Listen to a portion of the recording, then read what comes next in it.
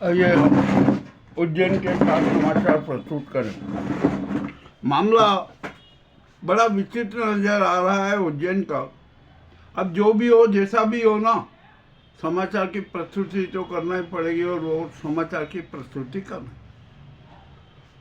कल शहर में मकर संक्रांति, लोहड़ी और पोंगल का उत्साह देखने को मिला, जो बड़ा आकर्षक रहा। बहुत ही अच्छी एक परंपरा का निर्वहन किया गया। मामला अच्छा और ऐसे ही भाव होना चाहिए। अब यहाँ पर मकर संक्रांति की खरीदी से बाजारों में बड़ी भीड़ बड़ी हुई है, वो बढ़ती ही है, होती ही है। परंतु मकर संक्रांति 14 को मनाई जाए या 15 को मनाई जाए, इस पर बवाल मचा हुआ है। अरे दोनों दिन मनाओ भाई, क्या बवाल मचाना। 3:27 कल 14 तारीख को 3:27 पर सूर्य मकर राशि में प्रवेश करेगा। उदयात तिथि के मान से 15 को ही मकर संक्रांति मानी जाएगी। अब ये पंचांगों का खेल है, अब इसमें कुछ नहीं कर सकते। हम तो कहते हैं 14 और 15 दोनों दिन संक्रांति मनाओ। आत्मिक पावनता होना चाहिए, बस ये लक्ष्य होना चाहिए। जो भी हो, जैसा भी हो ना, अब देखते हैं क्या होता है। कल से 14 जनवरी से मलमास समाप्त हो जाएगा और शोक पारे शुरू हो जाएंगे। किंतु एक बात याद रखना कि शुक्र तारा अस्त है 51 दिन के लिए, तो जो शोक पारे है ना, बसंत पंचमी के बाद ही शुरू होंगे। ये भी आप देख लेना। मामला बड़ा विचित्र है। और यहाँ पर हमारे यहाँ हमारा प्रशासन और पुलिस सुप्रबंधन और सुव्यवस्था करने में असफल रही है। जनता आलोचना कर रही है। ये कड़वा सच है, मानना पड़ेगा प्रशासन को और पुलिस को और नगर निगम को। देखिए, आवारा पशु और श्वानों के कारण कल 4 घटनाएं हुई, अनेक लोग घायल हुए। क्या किया जाए, अब ये तो होता ही है ना। अब यहाँ पर जो है हवाबाजी का प्रशासन है, चलने दो जो चल रहा है, क्या किया जाए। कोई अपने जवाबदेही मानने को तैयार नहीं, समझने को तैयार नहीं, तो क्या किया जाए। अब बात आती है पुलिस की। यहाँ पर सड़कों पर जब खरीदारों की, त्योहारों के वालों की भीड़ है, तो उसी समय भी पुलिस ने व्यवस्था नहीं की। बेचारे पैदल यात्री परेशान हो गए। उनको जो वाहन स्वामी है ना, किस प्रकार के धुतकारते हैं, ये करते हैं जिसकी कोई सीमा नहीं। महिलाओं को डांट भी देते हैं, ये करते हैं। तो आखिरकार पुलिस करती क्या है। हमने बार बार निवेदन किया था कि जिलाधीश और पुलिस एसपी, हमारे पुलिस कप्तान साहब औचक निरीक्षण करें मार्गों का, देखेंगे वहाँ पर क्या व्यवस्थाएं है। दुकानों के दोनों तरफ वाहन खड़े रहते हैं।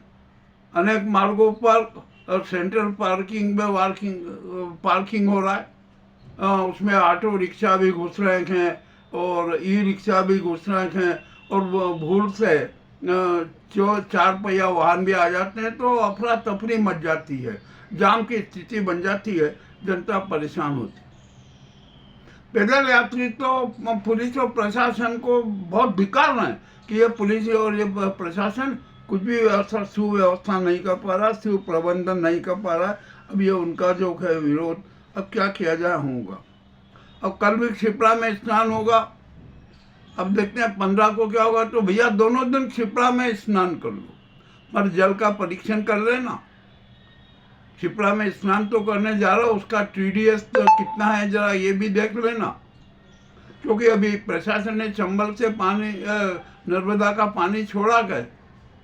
अब वो पानी, उस पानी में खान का भी तो पानी मिल ही रहा है ना।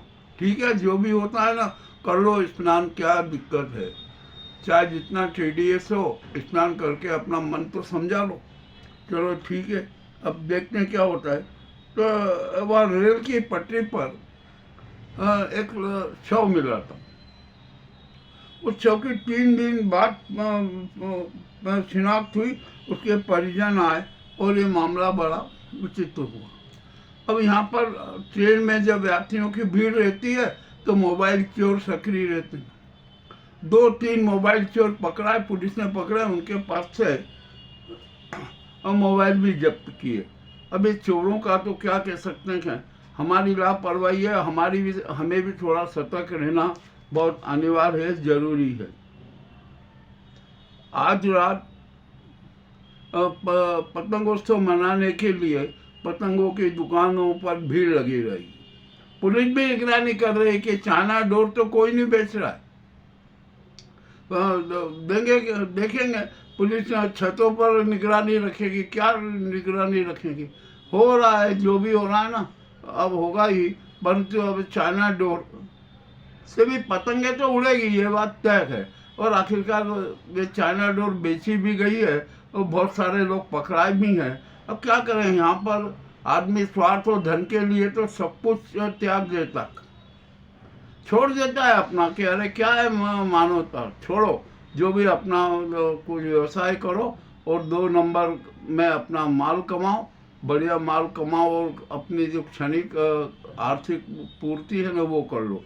ये भी हो रहा है। अब देखते हैं क्या होता है। अब यहाँ पर क्या होता है, दिखावे के दान और धन की बड़ी बहार रहती है। जो देखो वो अपने आप को धार्मिक सिद्ध करने का प्रयास करता है, दिखावे का दान करता है, मंदिरों के सामने जोर जोर से चिल्लाता है जय बजरंग, जय श्री राम, जय श्री कृष्ण, जाने क्या क्या करते हैं। जबकि वो भूल जाते हैं कि इस आराधना और ईश्वर की आराधना आत्मिक शांति के साथ की जाती है, बिना शोरगुल के की जाती है।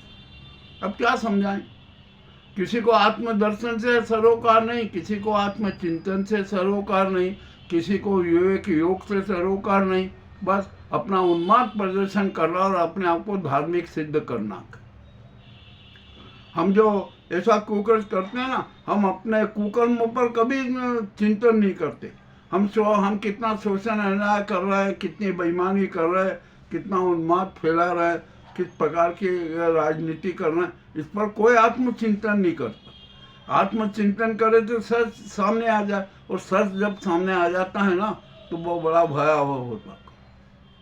ठीक है भाई, आपका अपने जीवन के दर्पण पे है ना, जितनी धूल चढ़ाना चाहते हो चढ़ा लो। अब क्या किया जाए, हो रहा है ना। अब यहाँ पर तो कुछ कह नहीं सकते कि क्या होगा क्या नहीं होगा। अब मुझे बड़ी एक विचित्र बात लगी, देव प्रतिमाएं होती है ना, उनका असली स्वरूप सामने रहना चाहिए, परंतु नहीं, वहाँ के व्यवस्थापक और पुजारी है ना, अपने अपनी व्यवस्था अपने अपने ढंग से मूर्तियों की सजावट करते हैं। कोई पतंग से सजाता है, कोई न जाने अनेक प्रकार के नाटक किए जाते हैं। तो मैं तो ये मानता हूँ कि मेरी निगाह में तो ये मूर्तियों के साथ छेड़छाड़। अब आप ये कहोगे अरे तुम तो आर्य समाजी हो गए। अरे भैया, आर्य समाजी मूर्ति पूजा क्या, अपने आत्मा की मूर्ति जो है ना उसको तो पूजो, उसकी पूजन करो, उसका दर्शन करो, उसका योग करो, तो अपना जीवन सफल होगा, सन्मार्ग लिखेगा, हम सन्मार्गी हो जाएंगे। परंतु ऐसा करते नहीं है। और ये आराधना स्थल जो मंदिर बने हुए हैं ना, वहाँ की जब मैं स्थिति देखता हूँ ना, तो भगवान से प्रार्थना करता हूँ कि प्रभु ये आपके जो मंदिर थे ना, ये आत्म संतोष आत्म संतुष्टि के माने जाते थे ना, अब तो ये व्यवसाय केंद्र हो गए। यहाँ पर व्यवस्था ही चलती है, व्यवसाय व्यवसाय व्यवसाय, किस तरीके से क्या किया जाए, बस धन आना चाहिए। ये हमारे यहाँ की स्थिति चली। शहर में माफियाओं का आतंक चरम पर गए, उस पर कोई नियंत्रण नहीं हो रहा है, और प्रशासनिक अनेक अफसर है ना माफियाओं के साथ खड़े नजर आते हैं। कोई इसमें दिक्कत नहीं है, बिल्कुल कठोर सत्य है, इसको कोई नकार भी नहीं सकता। आइए, नशे का व्यापार चल ही रहा है, हो रहा है उन बातें, जो भी हो रहा है ना सब अच्छा चल रहा है। उज्जैन तो क्या है, हमारे यहाँ के राजा महाकाल ने, और उन्होंने यहाँ पर इतनी पोल बना दी है, इतनी पोल बना दी है कि हर पोल में खेल ही खेल, खेला ही खेला होते रहे होगा। अब ये सब मान रहे हैं कि अरे शिव जी तो महाकाल है ना, समाधि में ध्यानस्थ हैं, वो किसी को देख नहीं रहे। परंतु यह हमारी भूल है। शिव का तीसरा नेत्र हमेशा खुला रहता और वे सब कुछ, सबको देखा करते हैं, सबको देखते हैं कि कौन क्या कर रहा है। और जब वे हम जब अपनी सीमाओं से बाहर हो जाते हैं ना, तो उनका तीसरा नेत्र खुलता और क्रोधित नेत्र खुलता है, अग्नि नेत्र खुलता कर हमारे सारे सपने धराशायी हो जाते हैं, टूट जाते हैं। मामला तो बड़ा विचित्र है, क्या किया जाए। और शिव जब देख लेंगे ना कि अरे अपने यहाँ संस्कारों की होली जला रही है, सूर्य संस्कारों की होली जला रही है, सूर्य धर्म की होली जलाई जाती है, सनातन धर्म की हत्या की जाती है ना, तो फिर शिव तांडव नृत्य करते हैं। और उनका तांडव कैसा होता है ये किसी से छिपा नहीं है। अब ये मामला क्या है, स्थिति बड़ी विचित्र है। कमजोरी हमारी है, हम आत्मिक रूप से बेहद कमजोर हैं, झूठे सिद्धांतों के चक्रव्यूह में फंसे रहते हैं और सन्मार्ग से भटककर कुमार्ग पर आ जाते हैं। हमें ज्योति पथ की ओर बढ़ना चाहिए और हम तिमिर पथ के राही बन जाते हैं। यह हमारे उज्जैन की सबसे बड़ी समस्या का। ठीक है भाई, मनाओ।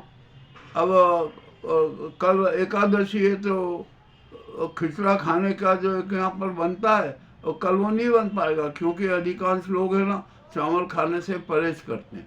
परंतु अब ऐसा देखा नहीं है। मैंने तो देखा है कि होटलों में लोग सुबह से ही पोहे खाते नजर आते हैं, चावल के ही होते हैं। तो इसलिए अब चाहे जब खिचड़ा भी खा लो, वो भी कर लो, कोई कुछ नहीं है। क्योंकि हमारे आचरण में ही दो बदल गए हैं, हमारे आचरणों में ही खोट हो गई है, प्रदूषित हो गए हैं। तो क्या करे, जो अपनी मर्जी चाहे जैसा करो। ये हमारे उज्जैन की हालत और उज्जैन के लिए सभी दूर की हालत। तो मामला बड़ा विचित्र हो रहा है, जो भी हो रहा है ना। अब कल हमें यहाँ पर बड़े नाटक देखने को मिलेंगे, ये दान धर्म और उसके खूब नाटक देखने को मिलेंगे। मामला जो भी है ना, हम तो सच सबके सामने प्रस्तुत कर देते और यह हमारा धर्म भी है, क्योंकि हम सत्य के प्रति प्रतिबद्ध हैं। हमने देखा है यहाँ पर कि कौन क्या किस प्रकार की राजनीति करता है, किस प्रकार के खेला करता है, हमें पूरा संज्ञान हो। ठीक है भाई, कर लो अब आपको जितना जो करना है। मामला तो बड़ा गंभीर है कि अब क्या किया जाए, किसको समझाया जाए, कोई समझने को तैयार नहीं। मैंने जब यहाँ पर ये संघ द्वारा हिंदू सम्मेलन आयोजित किए गए, उसमें जो शरीक हुए ना हिंदू, उनको आलोचना करते देखा कि अरे कैसा हिंदू सम्मेलन करना है, और हिंदू सम्मेलन की जरूरत क्या है, इनको तो मानव सम्मेलन करना चाहिए ना।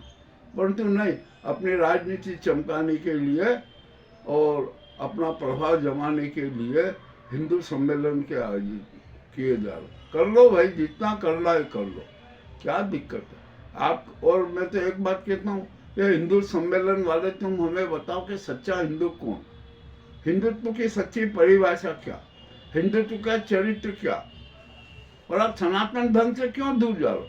ये कौन सा हिंदू धर्म आप मान लो, सनातन धर्म को अपनाओ ना। सनातन धर्म के जो मूल सिद्धांत है उन पर चलो, उन पर नहीं चढ़ेंगे। कहीं कहीं तो भीड़ इकट्ठी करने के लिए भोज का आयोजन कर दिया चंदे से, वाह भाई करो, बहुत अच्छी बात है, करते रहो, जनता को मूर्ख बनाते रहो, चाहे जिस ढंग से मूर्ख बनाओ। जनता को मूर्ख बनाना भी राजनीति और संगठनों का लक्ष्य है। चलिए ठीक है, मैं बहुत कड़वी कड़वी बातें कह रहा हूँ, हो सकता है बहुत लोगों को बुरा भी लगेगा। कल यहाँ पर विवेकानंद जयंती के अनेक समारोह देखने के मिले, मैं भी अनेक समारोह में गया। वहाँ पर तो पर उद्देश्य कुशल बहुतेरे वाले चेहरों ने मंच से जो उद्बोधन दिए ना, वे भी बड़े विचित्र थे। उन्होंने अपने आप को तो पहचाना नहीं, अपना खुद का चरित्र जाना नहीं और उद्देश्य जानने लगे। वाह भाई, अच्छी बात है। एक योग का बड़ा वो किया, योग किया। अरे जरा विवेक योग तो कर लो, एक पल के लिए विवेक योग कर लो तो जीवन सुधर जाएगा, बहुआयामी स्वस्थता आ जाएगी। परंतु विवेक योग कोई नहीं करना चाहता। ठीक है, जो भी करो सब अपनी अपनी मर्जी के मालिक हैं। हमारा काम है जो सच है उसकी प्रस्तुति करना, वो आपके सामने प्रस्तुत है। हमारी प्रस्तुति कैसी लगी हमें अवश्य बताएं। बहुत बहुत धन्यवाद।